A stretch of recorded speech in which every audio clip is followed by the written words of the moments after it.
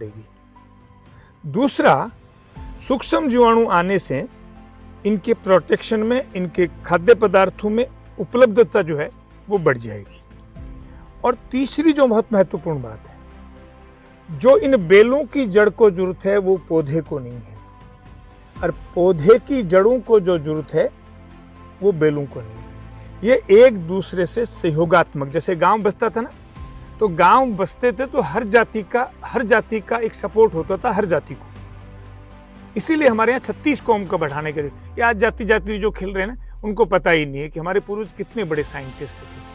वो किसी एक जात को लेकर के कभी भी कोई गांव नहीं बसाते थे। उसमें 36 समाज के लोग होते थे जिनका प्रोटेक्शन मिलता था एक दूसरे को। कंपटीशन नहीं था आपस में, सहयोगात्मक था। वही सहयोगात्मक पद्धति इस पौधे के साथ में लागू है। ये जड़ें एक दूसरे को प्रोटेक्शन करेंगी तो जड़ से संबंधी बीमारी नहीं आएंगी, और बहुत से अवयव बिना मेहनत के भी इनको उपलब्ध हो जाएंगे। ये एक बेहतरीन तरीका। इसमें वो हम गाय का गोबर ताजा, मतलब इस धरती में पौधे की खुराक कोई डीएपी यूरिया या खाद नहीं है। इस पौधे को चाहिए सूक्ष्म जीवाणु। जो घर में गृहिणी का रोल है वो ही इस पौधे में सूक्ष्म जीवाणु का रोल है, और वो सूक्ष्म जीवाणु इस गाय के गोबर में बहुतायत उपलब्ध। आप देख रहे हैं ताजा गोबर आया, अभी गाय के गोर से निकल के आया है।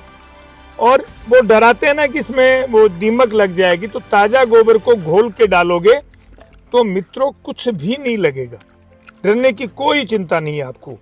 और यदि बाय द वे किसी पौधे में दीमक की शिकायत आ भी जाए तो हल्का सा सरसों के तेल की 5-10 बूंदे डाल दीजिए, छोटी वाली चिट्टी आएंगी।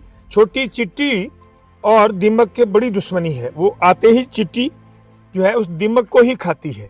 और वैसे भी दीमक तो किसान की मित्र है, स्वस्थ को, हरे भरे को कभी नहीं खाती है, इसलिए उससे घबराने की जरूरत भी नहीं है।